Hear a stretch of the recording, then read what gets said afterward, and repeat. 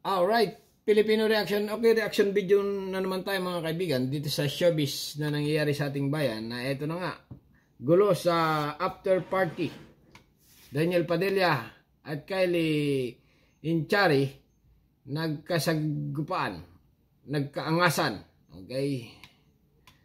Tapos itong si Daniel Padilla at Chari at ito pa mga kaibigan na talaga namang nagtitrending ngayon.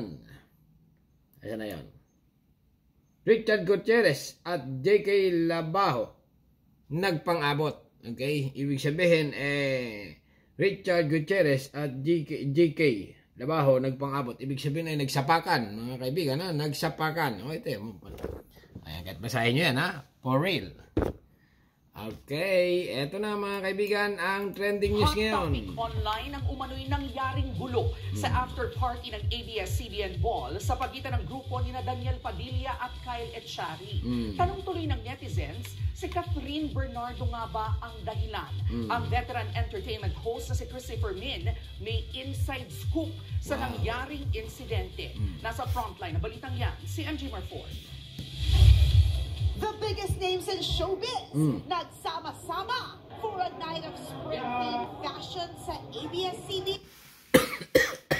Ganda ni Ganda ni Catherine Bernardo Baka nagselos. Ulitin nga natin, medyo malabo mga kaibigan, medyo hindi natin masyadong maintindihan. Pero lalaksan natin, okay?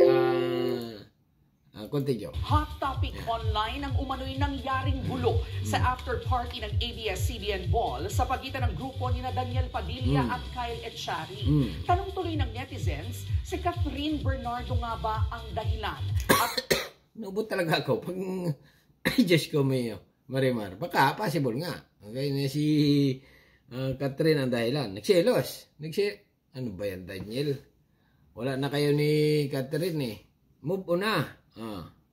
Ang veteran entertainment host na si Christopher Min may inside scoop sa nangyaring insidente. Nasa frontline na balitang yan, si MJ Marford. The biggest names in showbiz nagsama-sama for a night of spring-themed fashion sa ABS-CBN Ball 2025. Pero bukod sa mga garang bihis at ayos na mga dumalo, usap-usapan din ang umano'y gulo sa pagitan ni Daniel Padilla, Richard Gutierrez, mukha ni Robin, Kyle Echari at JK Labajo. Sa 1PH show na Christy per Minute, nagkwento si Nay Christy. Ayon sa aming sources, si Daniel Padilla ay nananahimik. Biglang lumapit sa kanya si Kyle Echari. At meron silang pinag-usapan na parang tumigas yung salita nung Kyle kay Daniel. May umaali-aligid si JK Labajo. Si JK, panguso-nguso. Na parang upakan mo na. Parang ganon. Ayon pa sa source ni Nay Christy, nakita raw ni Richard ang pag-aligid ni JK at Kyle kay Daniel. Kaya lumapit ang aktor at umawat. Pero hindi raw ito nagustuhan ni JK at hinamon si Richard ng suntukan. Nung humana, nasusugod si Richard, nagdatingan ang mga security guard at ang iba pang mga tagapamuno doon. Nang mag-akyata na raw ang lahat sa rooftop bar ng venue, dito na raw nilapitan ni JK si Richard.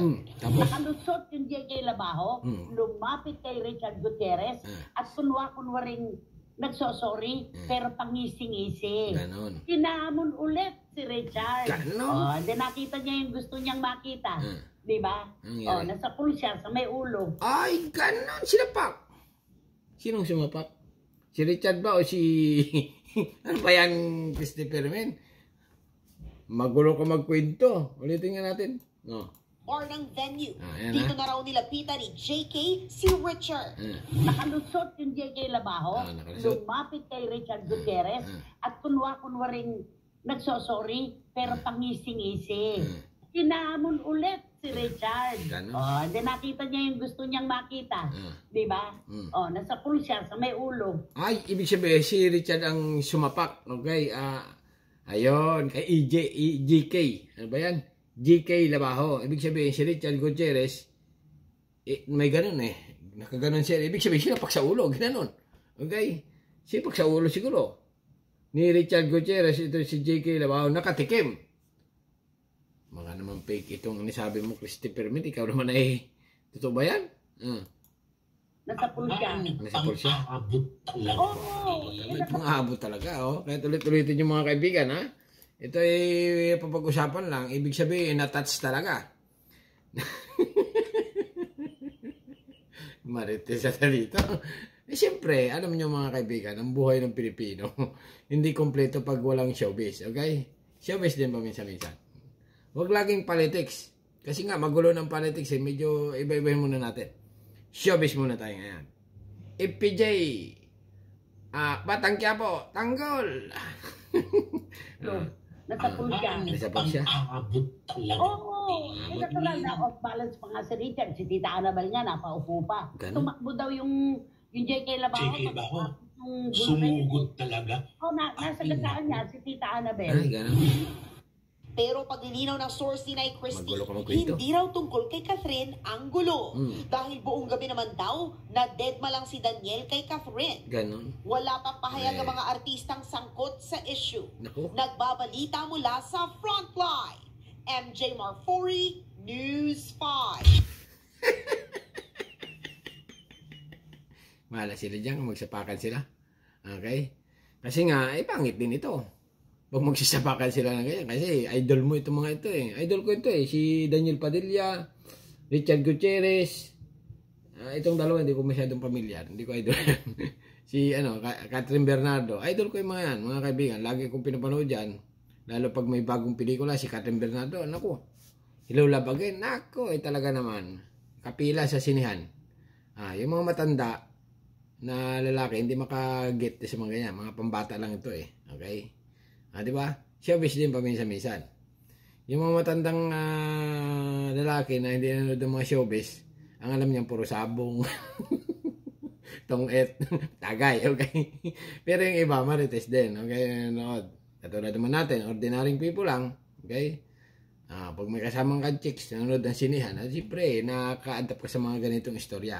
Alright? Pero yun na nga, mga kaibigan, kayo ba naniniwala sa pagpadali nito ni Christopher Minute nito? Tunay kayo ito? Mukhang... Ang pag-aligid din na JK at Kyle kay Daniel. Ayan Pero hindi raw ito nagustuhan ni JK at hinamon si Richard ng suntukan. Nung akmana, nasusugod si Richard, nagdatingan ang mga security guard at ang iba pang mga tagapamuno doon. Nang mag-akyatan na raw ang lahat sa rooftop bar ng venue, dito na raw nilapitan ni JK si Richard. Nakalusot yung JK Labao, lumapit kay Richard Gutierrez, at kunwa ring nagsosorry, pero pangisi-ngisi. Hinahamon ulit si Richard. Hindi nakita niya ibang klase talaga si Christopher Minute. Yung gusto niyang makita, di ba? Nasa pulsya, sa may ulo. Nasa pulsya. Pangabot. Sinapak. Oo. Natural na off-balance pa nga si Richard. Si Tita Annabel nga, napaupo pa. Sino ba sumapak dyan sa dalawa? Si Richard ba o si JK? Magulo ka magkwento, Christopher. Pero okay lang. Talaga namang trending ngayon. Daw yung JK Labao. Sumugod talaga. Ibig sabihin, pag sapak nga ka Richard, tumakbo na siya. Hindi naman ito maintindihan ang pagkukwento nito. Nasa gasaan niya si Tita Annabel. Pero paglilinaw ng source ni Nay Christie, hindi raw tungkol kay Catherine ang gulo. Dahil buong gabi naman daw, na-deadma lang si Daniel kay Catherine. Bala sila dyan mga kaibigan. Okay, hanggang dito na. Medyo puputulin ko na. Medyo mahaba na. Kayo ba'y mananiwala sa mga sinasabi ni Christopher Minute or hindi? Alright, hanggang dito na lang mga kaibigan. At comment. Thank you very much. Subscribe. Thank you. Bye-bye.